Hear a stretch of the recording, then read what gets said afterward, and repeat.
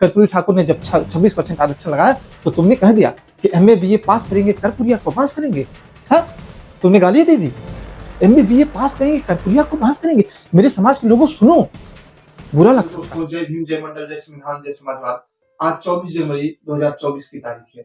आज के दिन एक विशेष व्यक्ति का जन्म हुआ इस भारतवर्ष में, जहां आज हम बात करते हैं राजनीति के विषय में। आज की राजनीति इतनी महंगी है कि जिसके पास बड़ी बड़ी गाड़ियां नहीं है, बड़े बड़े संसाधन नहीं है, वह इस समय भारतवर्ष में राजनीति नहीं कर सकता है। एक समय ऐसा था, इसी भारतवर्ष में ज्यादा दिन नहीं हुआ है कि जब राजनीतिक पहल शुरू हुई हमारे देश में, भारत आजाद हुआ, तो उस समय हुआ करता था कि लोग साइकिलों से प्रचार करते थे, पैदल प्रचार करते थे, टमटम से प्रचार किया करते थे और चुनाव भी जीतते थे। वह दौर था जब चुनावी राजनीति तमाम चीजें सस्ती थी। लेकिन आज एक ऐसा दौर चल रहा है जब बड़ी बड़ी गाड़ियों से लोग चल रहे हैं, जिसके पास रेंज रोवर नहीं है, फॉर्च्यूनर नहीं है, स्कॉर्पियो नहीं है, बड़ी बड़ी गाड़ियां नहीं है, अच्छे बैंक बैलेंस नहीं है और चुनाव नहीं जीत सकता है। लोकतंत्र का गला घुटने जैसा है। लोकतंत्र तो वहां जिंदा रहता है जहां गरीब जो झोपड़ी से उठ करके आए वही मुख्यमंत्री बन जाए। वह एक दौर हुआ करता था, लेकिन वह दौर बीत चुका है। आज महंगी राजनीति का दौर है। ऐसे दौर में आज हम बात कर रहे हैं एक ऐसे शख्स के विषय में जिनकी आज जयंती है। पूरा देश उनकी जयंती मना रहा है। कल भारत सरकार ने उनको भारत रत्न देने की घोषणा की है। चाहे मजबूरी वश, चाहे बहुजनों के जो संगठन रहे हैं उन संगठनों की मांग की वजह से, चाहे जो पिछले कुछ दिनों से, कुछ वर्षों से, जैसे दलित, पिछड़े, अल्पसंख्यक लोगों के जो आवाज बनकर के लोग उभरे हैं, उन आवाजों की बदौलत उस व्यक्ति को आज भारत रत्न देने के लिए सरकार को मजबूर होना पड़ा। आज हम बात कर रहे हैं ऐसे व्यक्ति के विषय में जो झोपड़ी से निकल के आया। उसके पास न कोई विरासत थी, न कोई शख्सियत थी, न कोई बहुत बड़ा था हुआ। वह एक सामान्य सी झोपड़ी से निकला व्यक्ति था, जिसके पास उसका व्यक्तिगत पैसा था, जो जन्म का पैसा इस चतुर्वर्ण व्यवस्था ने उसको दे दिया था। लोगों ने कह दिया था कि तुम नाई हो, तुम्हारा काम है उस्तरा चलाना और बाल बनाना, लोगों का हजामत करना, तुम्हारा ये पेशा है, इससे आगे तुम नहीं बढ़ सकते। वह व्यक्ति जब कक्षा 10वीं पास करके आया, उस बाल मन की उसमें जो उसकी मुराद थी उसको देखिएगा। कक्षा 10वीं पास करता है। कक्षा 10वीं पास करने के बाद पिताजी से बताते हैं कि पिताजी मैंने 10वीं की परीक्षा पास कर ली है। उस दौर में बिहार में ही नहीं बल्कि पूरे देश में 10वीं की परीक्षा पास करना अपने आप में बड़ी बात थी। तो ये बात हम कर रहे हैं सन 1938 के आसपास की। 1938 में व्यक्ति हाई स्कूल पास किया तो पिताजी से अपनी खुशी शेयर किया कि पिताजी मैंने 10वीं परीक्षा पास कर ली। पिताजी बड़े खुश हुए, सोचे कि बेटे को आगे पढ़ाऊंगा, इसकी शिक्षा को आगे तक लेकर जाऊंगा। मैं तो अपने पेशे में रह गया, लेकिन इसे कुछ ऐसा बना के दिखाऊंगा कि अभी अपना जीवन संवार सके। इसी उम्मीद में जिस सामंती के पास काम करते थे, गांव का मुखिया उस सामंती के पास जाते हैं और सामंती से अपनी खुशी बताते हैं कि मेरे बेटे ने आज 10वीं पास कर लिया। वह व्यक्ति भी और नवयुवक भी अपनी खुशी शेयर करता है, बताता है कि हाँ मैंने 10वीं पास कर लिया, वो भी अच्छे नंबरों से। तो गांव का जो सामंती बैठा होता है दालान पे, अपनी कुर्सी पे बैठा होता है, आगे पैर कर देता है अपना, कहता है बड़ी खुशी की बात है, तुमने 10वीं पास कर लिया तो आओ मेरे गोड़ दबाओ, आओ मेरे गोड़ दबाओ। उस नवयुवक के दिल में, उसके दिमाग में बिजली सी कौक पड़ी कि जिस समय लोग परीक्षा पास नहीं कर पाते हैं और मैं इतनी गरीबी से उठ करके आया, मैंने परीक्षा पास की और मेरे लिए ये कहा जा रहा है कि तुम आओ मेरा पैर दबाओ। उन्होंने उसी समय अपने दिमाग में यह ठान लिया कि मैं इस व्यवस्था को खत्म करके छोड़ूंगा और मैं इस प्रदेश की सबसे बड़ी कुर्सी पर बैठ करके रहूंगा। आज जो व्यक्ति सामने बैठ करके इस गांव का मुखिया है, सामंती है, इस कुर्सी पर बैठ करके मुझे धौंस दे रहा है कि आओ मेरा पैर दबाओ, एक दिन मैं इस प्रदेश की सबसे बड़ी वाली कुर्सी पर बैठूंगा। और हुआ भी वही। लगभग 3 दशकों बाद इस प्रदेश की बिहार प्रदेश की सबसे बड़ी कुर्सी पर वह व्यक्ति बैठा। आज हम बात कर रहे हैं जननायक कर्पूरी ठाकुर के विषय में, भारत रत्न कर्पूरी ठाकुर के विषय में। हमने बात बताया ना शुरुआत में आपको कि आज की राजनीति कितनी महंगी है। तो एक समय था जब जननायक कर्पूरी ठाकुर साहब का जन्म होता है 24 जनवरी 1924 का। आज ही के दिन 24 जनवरी 1924 को इस देश के पिछड़े, शोषित, वंचित और दलितों के, अल्पसंख्यकों के सबसे बड़ी मसीहा, रहनुमा का जन्म होता है। मैं उन्हें अपना सबसे बड़ा रहबर मानता हूँ, क्योंकि आज भारतीय राजनीति में जिस तरीके का चलन है वैसा चलन उस समय नहीं था। परिस्थितियां विपरीत थी। देश उस समय अपने जो है स्वतंत्रता के लिए लड़ाई लड़ रहा था, कसमसाहट में था कि किस तरह से हम आजादी प्राप्त कर लें। ये उन दिनों की बात है। 24 जनवरी 1924 को बिहार के समस्तीपुर जिले के पितौझिया गांव में उनका जन्म होता है। जन्म होता है कोई बड़े घराने में नहीं, एक झोपड़ी में जन्म होता है। पिता पेशे से गोकुल ठाकुर जी पेशे से नाई थे, लोगों का बाल बनाते थे। माता राम दुलारी उनका गृह कार्य था। पढ़ाई लिखाई शुरुआत होती है, उनके पास संसाधन नहीं थे, कपड़े फटे होते थे, पैदल ही पढ़ने जाते थे। घर से लगभग 6-7 किलोमीटर पैदल पढ़ने जाते थे और जो बिना चप्पल के पढ़ने जाते थे। आप यकीन करिए मेरे युवाओं, मेरे साथियों, मेरे भाइयों, हम क्या कभी ऐसा कौन दौर देखे हैं कि बिना चप्पल के, बिना कपड़ों के, फटे धोती के हम पहन के विद्यालय गए हैं? हमें तो आज सब सुविधा उपलब्ध है, फिर भी हम क्यों फेलियर है? हमारे साथ फेलियर क्यों लगा हुआ? लेकिन वह व्यक्ति, उसने ठान लिया था कि मुझे इस चीज को बदलना है, इस व्यवस्था को बदलना है। वो सरकारी विद्यालय से पढ़ के निकले थे। सरकारी विद्यालयों का और महत्व जानते थे। वह जानते हैं कि इन्हीं विद्यालयों का हमारा सहारा है। हम जैसे गरीब इसी में पढ़ सकते हैं। वे इस सरकारी विद्यालय के सब कुछ महत्व को समझते थे। जब वह पहली बार मुख्यमंत्री बने, उन्होंने एक चमत्कारिक फैसला लिया, जो भारतीय राजनीति में आज लोग ले रहे हैं, लेकिन उन्होंने उस समय ही ले लिया। उन्होंने कहा कि कक्षा 8वीं तक की जो भी शिक्षा होगी सब निःशुल्क होगी, बिना किसी पैसे के। किसान को लेकर के उन्होंने लंबी लड़ाई लड़ी। आज जहाँ लोग इस समय वर्तमान में राम मंदिर को लेकर के लड़ाई लड़ रहे हैं, धर्म की राजनीति चल रही है, लेकिन ऐसा उस समय नहीं था। वह व्यक्ति धर्म के लिए नहीं लड़ रहा था। वह जान रहा था कि हमारा मुख्य एजेंडा धर्म नहीं है, मंदिर से हमारा उद्धार नहीं होगा। हमारा उद्धार सबसे बड़ा कहां से होगा? शिक्षा से होगा, स्वास्थ्य से होगा, रोजगार से होगा, किसान से होगा। मंदिर से उद्धार नहीं होने वाला। उन्होंने जो इन्वेस्टमेंट करना था, किसानों के लिए क्या, रोजगार के लिए क्या, विद्यार्थियों के लिए क्या। आज जहां बेरोजगारी का लोग दस चल रहे हैं, उस समय जब कर्पूरी ठाकुर जी मुख्यमंत्री थे, उन्होंने ऐसा कुछ किया कि पूरी भारतीय राजनीति में भूचाल छा गया। एक साथ उन्होंने बुला करके इंजीनियरिंग करके बैठे हुए लड़कों को नियुक्ति पत्र दे दिया। ये रोजगार का आरंभ था। उन्होंने कहा कि अंग्रेजी की अनिवार्यता खत्म कर दीजिए। अंग्रेजी की अनिवार्यता को उन्होंने खत्म कर दिया विद्यालयों से। वो बिहार में उस समय ये नियम था, बिहार में हर जगह लगभग नियम था कि जो अगर अंग्रेजी में फेल हो जाता था, उसे जो है फेल कर दिया जाता था। एक साजिश थी ये। आप बताइए, जो निचले तबके से आने वाला व्यक्ति है, गांव से पढ़ करके आने वाला व्यक्ति है, उस समय की बात छोड़िए, मैं आज की बात कर रहा हूँ। आज के समय में भी जब हम लोग पढ़ने जाते हैं विद्यालय में, तो कक्षा 8वीं, 7वीं, 10वीं के बाद हम ट्रांसलेशन करना सीखते हैं। कक्षा 8वीं, 6वीं में। आज तो मान लीजिए थोड़ा सा डेवलपमेंट हो गया, लेकिन शुरुआत में जब हम लोग अगर 15-20 साल पीछे जाए, तो ट्रांसलेशन, अनुवाद करना सीखते थे कब? कक्षा 7वीं, कक्षा 6वीं में, 8वीं में। और कहीं-कहीं तो वो भी नहीं सीख पाते थे, और प्राथमिक विद्यालयों में तो भी नहीं सीखने को मिलता था। आप सोचिए उस व्यक्ति ने क्या किया। कहा कि जो पिछड़े वर्गों के व्यक्ति हैं, अल्पसंख्यक हैं, वंचित हैं, शोषित हैं, दलित हैं, उनके बच्चे गांव से जो निकल के आते हैं, उनके लिए अंग्रेजी जो है बहुत कठिन होती है। इसके कारण वो जो है उनका ड्रॉप आउट रेशियो बढ़ जाता है, विद्यालय जल्दी छोड़ करके भाग जाते हैं वो। इसलिए उन्होंने क्या किया, इसकी अनिवार्यता ही खत्म कर दी, ताकि ज्यादा से ज्यादा बच्चे पढ़ सके और आगे जा सके। और उसका परिणाम भी निकल के आया। उसका परिणाम भी निकला कि बच्चे पढ़े, और जो शिक्षा का रेशियो था बिहार में वह बढ़ा। किसकी वजह से बढ़ा? समाजवादी विचारधारा की सोच रखने वाले कर्पूरी ठाकुर की वजह से बढ़ा। उनकी शालीनता की मैं बात करूं, सरकारी पैसे का वह तनिक भी दुरुपयोग नहीं करते थे। सरकारी पैसों का जिस तरह से आज दुरुपयोग किया जा रहा है, जहां लोग करोड़ों करोड़, लाखों लाखों रुपए के अपने सूट सिलवा रहे हैं, कहां से सूट सिला करके आ रहा है, रोज नए नए सूट बदले जा रहे हैं, एक से एक नए नए अतरंगी कपड़े पहने जा रहे हैं। उस समय मैं बात कर रहा हूँ कर्पूरी ठाकुर के विषय में। चंद्रशेखर जी के साथ उनकी मीटिंग थी, सभी लोग हाल में बैठे हुए थे, और कर्पूरी ठाकुर जी का कुर्ता फटा हुआ था। चंद्रशेखर जी की निगाह उनके ऊपर पड़ी, तत्कालीन प्रधानमंत्री की। उन्होंने कहा कि कर्पूरी, कभी अपने लिए भी सोचा करो यार, कभी अपने लिए भी सोचा करो। लोगों ने चंदा लगाया, चंदा लगा करके उनको दिया कि कर्पूरी, इससे अपने लिए एक कुर्ता बना लेना। सोचिएगा उस दौर की बात, उस व्यक्ति की बात। मुख्यमंत्री रह चुका था उस व्यक्ति, क्या उसको कुर्ता नहीं से आता? कुर्ता नहीं, हुआ नहीं बनवा सकता था, लेकिन नहीं बनवाते थे कि मैं सरकारी पैसे का एक भी पैसे का दुरुपयोग नहीं करूंगा। आज तो न जाने लोगों के ऊपर करोड़ों करोड़ों, कितने अरबों खरबों के गबन चल रहे हैं। बड़े बड़े सूट सिलवाए जा रहे हैं, बड़े बड़े हेलीकॉप्टरों में लोग विदेशी यात्राओं का मजा ले रहे हैं, लुत्फ ले रहे हैं। उनके बेटे की तबीयत जब खराब हुई, तो सरकारी पैसे से उन्होंने इलाज करवाने से मना कर दिया कि मैं अपने बेटे को जो है सरकारी पैसे से इलाज नहीं करवाऊंगा। उसमें तत्कालीन प्रधानमंत्री इंदिरा गांधी जी ने बहुत जोर दिया कि नहीं कर्पूरी, तुम इलाज कराओ अपने बच्चे का। उन्होंने कहा कि नहीं, मैं कतई नहीं इलाज कराऊंगा।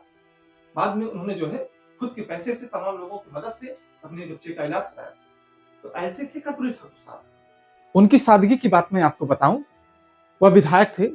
एक डेलीगेशन जा रहा था यूरोप के दौरे पर, यूगोस्लोविया जाना था। पहनने के लिए उनके पास कोट नहीं था। भाई विदेशी दौरा था, मेहमानों से मिलना था, तो भाई वेल मेंटेन होकर के जाना था। यहाँ से एक डेलीगेशन जा रहा था, लेकिन उनके पास कोट नहीं था। इस बात को जरा गंभीरता से समझिएगा। उस व्यक्ति की राजनीति और आज के जो समाजवादी अपने आप को कहते हैं, भीमवादी, अम्बेडकरवादी कहते हैं, उनकी राजनीति में कितना बड़ा अंतर है। चलिए, समय के साथ सुधार होना अच्छी बात है। हम अच्छे कपड़े पहने, भाई हमारे महापुरुषों ने तो यही सपना देखा ना, यही ख्वाब देखा कि हम अच्छे से पढ़े लिखे, हमारे पास रुपए पैसे हो, जमीन हो, जर जमीन हो, हम सारी चीजें मेंटेन करके रखें। लेकिन जो व्यक्ति, जिन व्यक्तियों के ऊपर इस देश के लोगों की जिम्मेदारी है, वह क्या इस देश के सरकारी पैसे का दुरुपयोग कर सकते हैं? जब उनके पास कोट नहीं था तो उन्होंने अपने मित्र से एक कोट मांगा कि मुझे कोट दे दो, मुझे जाना है डेलीगेशन में, विदेशी दौरे पे। कोट में छेद था, वही पहन करके चले गए यूगोस्लोविया, वहां मार्शल टीटो से मिलने के लिए। मार्शल टीटो ने जब देखा कि उनके कोट में छेद था तो समझ गए, उस व्यक्ति की महानता को समझ गए। उन्होंने मन ही मन उनको धन्यवाद दिया कि धन्य है भारत, जहां आप जैसे नेता पैदा हुए हैं। उस देश का एक भी रुपया आप लोग नहीं खर्च कर रहे हैं। उन्होंने खुद कोट मंगवा करके कर्पूरी ठाकुर साहब को गिफ्ट दिया, उपहार दिया। तो ऐसे नेता कहां हैं आज? उस व्यक्ति आज भारतीय राजनीति में परिवारवाद काफी चरम पे है। मेरे बेटे को, मेरे बहू को, मेरी पत्नी को, सबको टिकट दे। जो कार्यकर्ता चाहे घिस घिस के मर जाए, बूथ पे लड़ने वाला कार्यकर्ता गोली खाए, उसे टिकट नहीं मिलेगा, अपने लोगों को टिकट नहीं मिलेगा, लेकिन जो बैगों में भर करके रुपए लाएगा उसको टिकट मिल जाएगा। एक समय ऐसा आया, उम्मीदवारों की लिस्ट तय हो रही थी, उनके बेटे का भी नाम आया, उनका भी नाम आया। तो उन्होंने जब लिस्ट देखा तो उन्होंने कहा कि मुझे चुनाव नहीं लड़ना है। लोगों ने कहा कि आप नहीं लड़ेंगे तो कैसे संभव हो पाएगा? उन्होंने कहा कि जब आपको लगता है कि मेरा बेटा चुनाव लड़ सकता है तो मुझे क्यों लड़ा रहे हैं आप? मुझे मत लड़ाइए। परिवार से सिर्फ एक ही व्यक्ति चुनाव लड़ेगा, मैं नहीं रहूंगा तब वह लड़ेगा, या वह लड़ेगा तो मैं नहीं लड़ूंगा। तो ऐसे व्यक्ति कहां हैं आज भारतीय राजनीति में? परिवारवाद को उन्होंने पूरी तरह से नकार दिया। सन 70 में पहली बार मुख्यमंत्री बने, 6 महीने के लिए मुख्यमंत्री रहे। दिसंबर 70 में मुख्यमंत्री बने, फिर जून 71 में उनका कार्यकाल समाप्त हुआ। फिर दूसरी बार 77 से 79 तक मुख्यमंत्री रहे। उन्होंने अपने मुख्यमंत्री के कार्यकाल में जो कार्य कर दिया वो ऐतिहासिक कार्य था। मैंने आपको बताया कि अंग्रेजी की अनिवार्यता को उन्होंने खत्म कर दिया। उन्होंने कहा कि हमारे बच्चे जो गांव से निकल के आते हैं, ग्रामीण अंचलों से आते हैं, वहां जो विद्यालय है वहां अंग्रेजी नहीं पढ़ाई जाती है। जो SC ST बैकवर्ड माइनॉरिटी समाज के बच्चे हैं, आप अपने आप से एनालिसिस करिएगा। जो कॉन्वेंट विद्यालयों से नहीं पढ़े हैं वो खुद समझिएगा कि जब हम कक्षा 6वीं 7वीं 8वीं में आए तब हमने अनुवाद करना सीखा। तो बताइए, हम जो कक्षा 2री 3री से ही, पहले कक्षा से ही अंग्रेजी बोलना लिखना सीख रहा था, उससे और हमारा कंपटीशन कैसे हो पाता? आप आरक्षण को गाली देते हैं तो आप जरा सा एक बार सोचिए तो सही। आप गाली देने से पहले सोचिए कि जो व्यक्ति कक्षा 8वीं 7वीं में ट्रांसलेशन अभी करना सीख रहा है, वह व्यक्ति, और जो कक्षा 1-2 से ही जो है ABCD से शुरुआत करता है और दूसरी कक्षा तक आते आते अच्छा खासा ट्रांसलेशन अनुवाद करना शुरू कर देता है, व्याकरण पढ़ने लगता है, किताबों को पढ़ने लगता है, पोएम पोएट्री याद करता है, तो बताइए उससे और इसमें कहाँ आप जो है कंपटीशन करा पाएंगे? एक समय की बात है जब पिताजी उनके घर पर थे, पड़ोसी से विवाद हो गया, सामंती से विवाद हुआ, पड़ोसी से विवाद हुआ, उनको मारा पीटा उसने। उसके बाद जब DM को जैसे ही पता चला कि ये तो मुख्यमंत्री के पिता के साथ ये हुआ है, उन्होंने तुरंत उठा करके उसको गिरफ्तार करवा दिया, पड़ोसी को। लेकिन उनकी महानता देखिए, जैसे ही उन्हें पता चला उन्होंने तुरंत समझौता कराया और उसके बाद उनको छुड़वा दिया। अपने पड़ोसी को उन्होंने कहा कि इस मामले को खत्म कर दिए। ऐसे लोग कहां हैं आज? आज तो छोटी छोटी बात पर जो है गोलियां चल जा रही हैं, विरोध हो जा रहा है, लोगों की हत्याएं हो जा रही है, दलितों के ऊपर पेशाब किया जा रहा है। ये किस दिशा में राजनीति जा रही है? उस समय लोग, जो सामंती सोच के लोग थे, वह भी समाज को समझते थे, कर्पूरी का सम्मान वो भी करते थे। लेकिन आज के लोग जरा सा भी नहीं कर रहे हैं।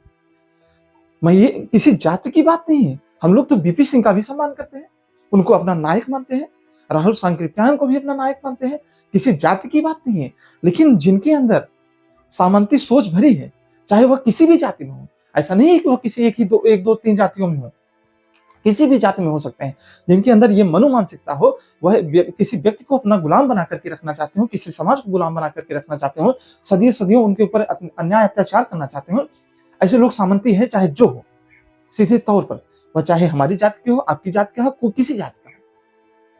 ऐसा नहीं कि वो हमारा है तो सामंती नहीं है, उसकी दिमाग, उसकी मानसिकता वहां जाकर के टिक गई है, वही मनोमानसिकता पे। उनके कार्यकाल का सबसे अच्छा कार्य था कि 26% आरक्षण को लागू करना।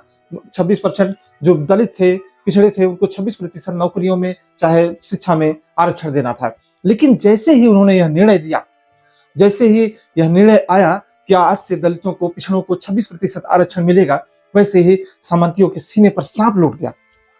उन्होंने बिहार में दंगे करने शुरू कर दिए और ऐसी ऐसी गालियां दी कर्पूरी ठाकुर को। यकीन मानिए, अगर वास्तव में हम और आप उनके हैं तो हमारे आपके सीने में चुभेगा। उनको कहा गया कि MA BA पास करेंगे, कर्पूरिया को पास करेंगे, और भी गंदी गाली दी गई। आरक्षण कहां से आई? कर्पूरिया की मां भी आई। ऐसी गाली हमारे लोगों को, हमारे नेताओं को दी गई, जिन्होंने समानता की बात की। समानता की क्या परिभाषा है? क्या आरक्षण समानता विरोधी है? यदि मैं कहता हूं कि मां के 2 बच्चे हैं, एक बच्चा टाइफाइड से, बुखार से पीड़ित है, डॉक्टर ने कहा कि इसको, अगर घर में 1 लीटर दूध इसको मिलना चाहिए, घर में 1 ही लीटर दूध है, डॉक्टर ने कह दिया है कि 1 लीटर दूध मिलना चाहिए। मां का फर्ज था कि समानता करती, कि आधा लीटर बड़े बच्चे को, आधा छोटे को भी देती। लेकिन समय की मांग क्या थी?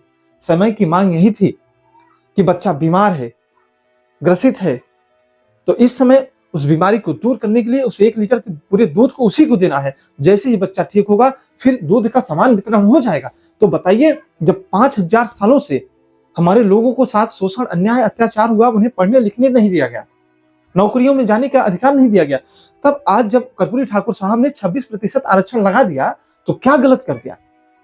उन्होंने तो समानता ही नहीं की। असमान लोगों में आप समानता कैसे बना सकते हैं?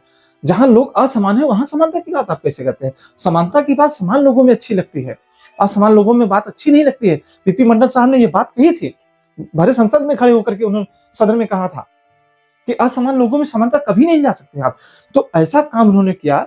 यदि वास्तव में आप पिछड़ा हितैषी थे, दलित हितैषी थे, जैसे आज लोग कहते हैं कि हम, ऐसा नहीं है कि हम लोग पिछड़ा विरोधी हैं, तो आपने गालियां क्यों दी उनको? MA BA पास करेंगे, कर्पूरिया को पास करेंगे। आरक्षण कहां से आई? कर्पूरिया की मां भी आई, उनकी मां को गालियां दी आपने। मुलायम सिंह और मान्यवर साहब के लिए अभी हाल ही में कहा गया, मरे मुलायम कांसी राम, प्रेम से बोलो जय श्री राम। कभी उन नेताओं के लिए भी कहा गया क्या? आपके समाज के नेताओं को? लेकिन जब भी गाली दी गई, हमारे समाज के नेताओं को गाली दी गई, बहन जी को गालियां दी गई, अखिलेश यादव का कार्यालय धुलवा दिया गया कि ये शूद्र समाज का है, इसको हटाओ। जब ये जैसे ही निकला, पूरे कार्यालय को धुलवा दो। वही समाज, जो कार्य अखिलेश यादव ने कर दिया, जो उस कार्य को करने के लिए तुम्हारी 7 पीढ़ियां जन्म ले तो भी नहीं कर पाओगे भाई।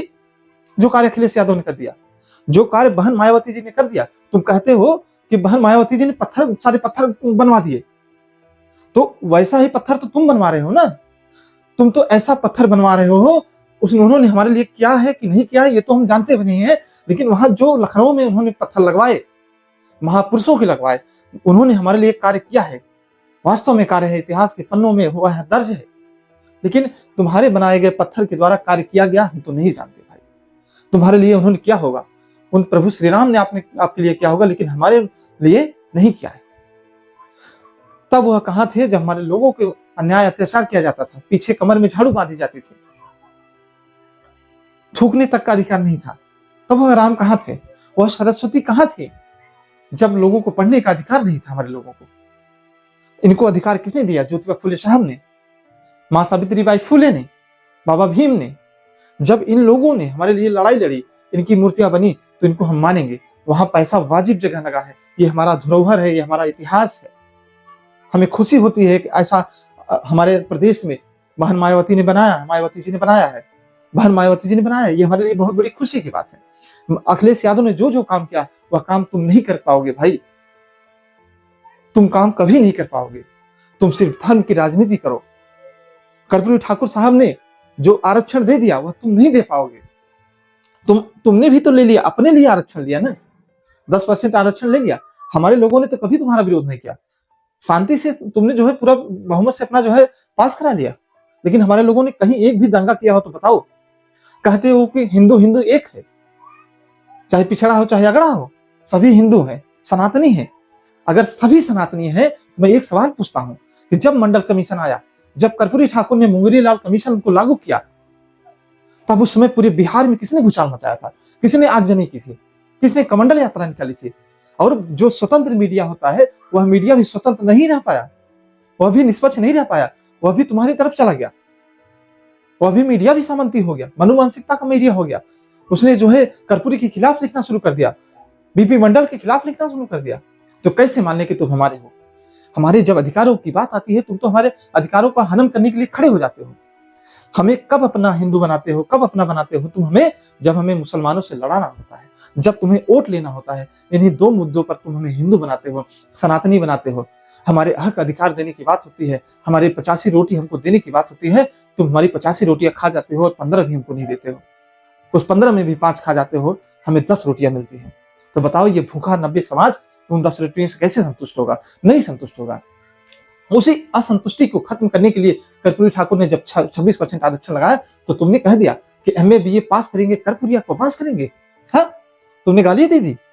एमए बीए पास करेंगे कर्पूरिया को पास करेंगे। मेरे समाज के लोगों सुनो, बुरा लग सकता है। आरक्षण कहां से आई? कर्पूरिया की मां भी आई। आरक्षण कहां से आई? कर्पूरिया की मां भी आई। ऐसे ऐसे शब्द कहे गए उनके लिए। और हमारे समाज के लोग और खुद उनके समाज के लोग, कर्पूरी साहब के समाज के लोग भी, उनकी जाति के लोग भी उनको नहीं मान रहे हैं आज। अगर उनको मानते, आप मेरी बात से हो सकता है कि ताल्लुकात ना रखे, आप कहेंगे क्यों नहीं मानते? भाई हम उनको अपना नायक मानते हैं। अगर आप वास्तव में ताल्लुकात रखते तो जो उनके खिलाफ की विचारधारा थी उनके साथ आप कभी नहीं जाते, आप उनको वोट कभी नहीं देते, उनको सत्ता में कभी नहीं लाते। उनकी विचारधारा समाजवादी थी, अम्बेडकरवादी थी, जनसंघ की विचारधारा उनकी नहीं थी। लेकिन आप लोग भी तो उन्हीं को वोट दे रहे हैं। उनकी बातों को कहां आप आगे बढ़ा रहे हैं? वो तो आज कह रहे हैं ना कि तुम हमारे अपने हो। लेकिन मैं बता दूं, कांग्रेस के उस समय मुख्यमंत्री थे राम नरेश यादव और बिहार में थे कर्पूरी ठाकुर साहब। लेकिन क्या कहा गया उन दोनों के लिए? दिल्ली से भेजा चमड़ा संदेश, बार बनाओ कर्पूरी भैंस राम नरेश। यानी उनकी जाति को लेकर के उन्हें गालियां दी गई। सोचिए, कांग्रेस के मुख्यमंत्री थे राम नरेश यादव, लेकिन आपकी जाति आपका पीछा नहीं छोड़ेगी। आप शूद्र हैं, आप उनके साथ कितना भी बैठ जाइए, उनकी हवेली में कितना भी बैठिए, लेकिन आपको एक दिन ऐसा आएगा कि लात मार के निकाल देंगे। इसलिए मेरे समाज के लोगों, एक बात मैं आपसे जरूर कहना चाहूंगा कि बेशक आप बड़ी हवेलियों में जाइए, विकास करिए, पैसे कमाइए, सब कुछ करिए, बड़ी हवेली में जाइए, लेकिन अपनी झोपड़ी में आग लगा करके कभी मत जाइएगा। अपनी झोपड़ी में कभी आग लगा के मत जाना। कभी उस महल से मार करके निकाले जाओगे तो अपनी झोपड़ी ही मिलेगी, वहीं तुमको शरण मिलेगा। अपनी झोपड़ी में कभी आग मत लगाना। यानी कि कर्पूरी ठाकुर का जो बनाया हुआ समाज है, जो समाजवादी विचारधारा है, जो अम्बेडकरवादी विचारधारा है, उसको कभी छोड़ करके मत जाओ। रहो अपने लोगों के साथ, रहो मेरे समाज के लोगों। वह कितने त्यागी पुरुष थे, उनकी बात मैं आपको बता दूं कि एक समय ऐसा आया, उनके पास तो घर तो था ही नहीं। लोगों ने कहा कि नहीं यार, प्रदेश के मुख्यमंत्री रह चुके हैं, उप मुख्यमंत्री भी रह चुके हैं, तो इनको घर बनाना जरूर चाहिए।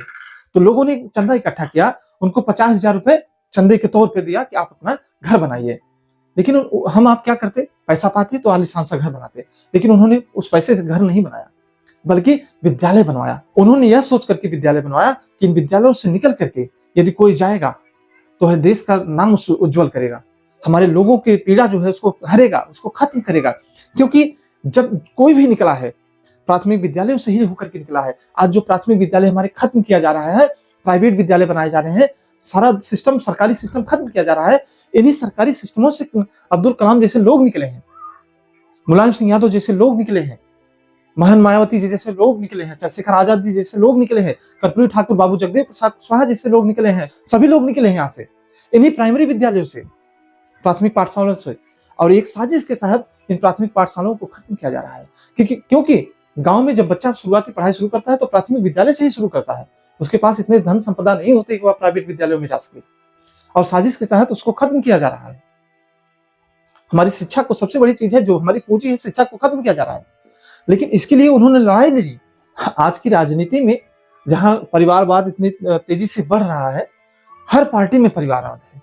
लेकिन उसमें मैं बात कर दूं अगर कर्पूरी ठाकुर साहब के विषय में, तो एक समय ऐसा आया जब उम्मीदवारों की लिस्ट घोषित हुई, उसमें इनका भी नाम था, इनके लड़के का भी नाम था। तो जब लिस्ट इन्होंने देखा तो इन्होंने कहा कि मैं चुनाव नहीं लड़ूंगा। तो लोगों ने कहा क्यों नहीं लड़ेंगे आप? पार्टी ने कहा, उन्होंने कहा कि जब आपको लगता है कि मेरा बेटा योग्य हो गया है तो उसी को चुनाव लड़ाइए। एक घर से 2 लोग चुनाव नहीं लड़ेंगे, या तो मैं लड़ूंगा या तो ऐसे लोग कहाँ हैं? आज तो परिवारवाद चरम पे है। मेरा बेटा, मेरी बहू, मेरे बच्चे सभी वही होंगे। मेरा भतीजा ही सब कुछ होगा, वही चुनाव लड़ेगा। और सब कहाँ जाएंगे? जो बूथ पर मार करता है, जो गोली खाता है, लाठी खाता है, वह कहाँ जाएगा? जो गरीब है, जिसके पास थैले भरकर रुपए नहीं, वो कहाँ जाएगा? उसके पास किसका सहारा है? उसका तो जीवन खत्म हो रहा है आपके चक्कर में ना। कोई थैली वाला आता है, आपको बैग थमा करके चला गया, आपने टिकट दे दिया। आपने यह नहीं देखा कि हमारे समाज का था कि नहीं, हमारी विचारधारा का था कि नहीं, अम्बेडकर विचारधारा का था कि नहीं, समाजवादी विचारधारा का था कि नहीं। आपने बस थैला पकड़ लिया, उसके बाद अपने ऑटो का विक्रय कर दिया, अपने समाज को बेच दिया। ऐसे लोगों से हमें सावधान रहना है, चाहे वो हमारे ही क्यों न हो, हमारी जाति के ही क्यों न हो, चाहे वो हमारी जाति के ही क्यों न हो, उनसे हमें सावधान रहना है कि कहीं वो हमारी जाति के नाम पर हमारे समाज को लुटा तो नहीं रहे। सोचने वाली बात है। मेरे समाज के लोगों, सिर्फ इस बात पे मत बह जाना कि उन्होंने कुछ किया है इसलिए मैं जो है उनका एहसानमंद हूं। उनके लिए भी किसी ने किया था, तब वो हमारे लिए कर पाए हैं। लेकिन अगर इस समय अगर वह समाज को बेच रहे हैं, तो मेरा फर्ज क्या है कि मैं समाज को बचाऊंगा। सामाजिक न्याय की लड़ाई कभी खत्म नहीं होने दूंगा। मान्यवर कांसीराम साहब ने कहा था, संसद में अगर हम नहीं है तो हमें सड़कों पर होना चाहिए। अगर हम सड़कों पर नहीं होंगे तो संसद आवारा हो जाएगा, मनमानी करेगा, अपनी मर्जी के करेगा, हमारे लोगों के हक अधिकारों का हनन होगा। लेकिन हमारे लोग सड़कों पर नहीं निकल रहे भाई। जब आप सत्ता में रहेंगे तभी हमारी रक्षा होगी। जब आप सत्ता में नहीं रहेंगे, ये तो लोकतंत्र है। लोकतंत्र में हर व्यक्ति हमेशा सत्ता में तो नहीं रह सकता है। जब सत्ता में नहीं रहे तब पर भी हमारे लोगों के साथ अन्याय अत्याचार ना हो, उनके मुंह पर थूका न जाए, पेशाब न किया जाए, उनके पेशाब न पिलाया जाए, उनकी बहन बेटियों का रेप न हो, हत्या न हो। जब आप सत्ता में न रहे तब पर भी ये चीजें सुनिश्चित हो, ऐसा क्यों नहीं आप करते हैं? क्या सिर्फ आप सत्ता में रहेंगे तभी आप लड़ाई लड़ेंगे? सड़क पर आप नहीं आएंगे? आप सत्ता में नहीं है तो आपके पास, हम मान लिए कि राजनीतिक पावर नहीं है, लेकिन जो लोगों की शक्ति हो तो है आपके पास, उसको लेकर के सड़कों पर तो निकलिए। गलत हो रहा है उसका विरोध तो करिए, लेकिन आप नहीं कर रहे हैं। और जो कर रहा है उसको आप लोग गालियां दे रहे हैं। तो दोस्तों, आज के सेशन में हम लोगों ने भारत रत्न जननायक बाबूजी कर्पूरी ठाकुर के विषय में बातचीत किया।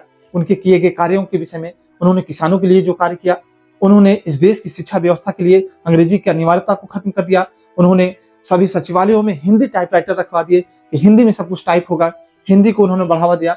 और फिर तमाम चीजें, जैसे आरक्षण को लेकर के हो, चाहे इस देश के वंचित शोषित तबके को लेकर के जितना भी उनको हक अधिकार दिलाना हो, चाहे भूमि से संबंधित रहा हो, किसानों से जो भी अधिकार रहे हो, सबके लिए उन्होंने आजीवन लड़ाई लड़ी। तो इस सेशन में हम लोगों ने सब कुछ उनके विषय में लगभग जाना। मैं उम्मीद करूंगा कि उनके इस जन्म जयंती पर हम उनके रास्ते पर चलने का जो है शपथ लें। आज उनके जन्मदिन पर हम शपथ लें कि उनकी तरह नहीं कार्य कर सकते, लेकिन उनकी तरह 1/4 तो हम कार्य कर सकते हैं। हम उनकी तरह नहीं बन सकते हैं, कोई व्यक्ति किसी की तरह नहीं बन सकता है, लेकिन उसका 1/4 तो कार्य कर ही सकता है। बाबा साहब का हम 1/4 फॉलो तो कर ही सकते हैं, नहीं कर सकते 1/10वां हिस्सा तो कर सकते हैं। समाज में निकल तो सकते हैं, बोल तो सकते हैं, अपनी बात तो रख सकते हैं। तो ये हमारे महापुरुषों को सच्ची श्रद्धांजलि होगी। आज वास्तव में हम जयंती उनकी मना रहे हैं, वास्तव में उन्हें श्रद्धांजलि देना चाहते हैं, तो उनके रास्ते पर हमें चलना होगा। उनके रास्ते से इतर जाकर के हम उनको श्रद्धांजलि नहीं दे सकते। सिर्फ भाषण देने से श्रद्धांजलि नहीं दी जा सकती है। मेरे दोस्तों, मेरे भाइयों, यकीन करिए आप। तो चलिए, ठीक है, अगले सेशन में फिर मुलाकात होगी आप सभी से। तब तक के लिए जय भीम, जय मंडल, जय संविधान, जय समाजवाद, जय कर्पूरी।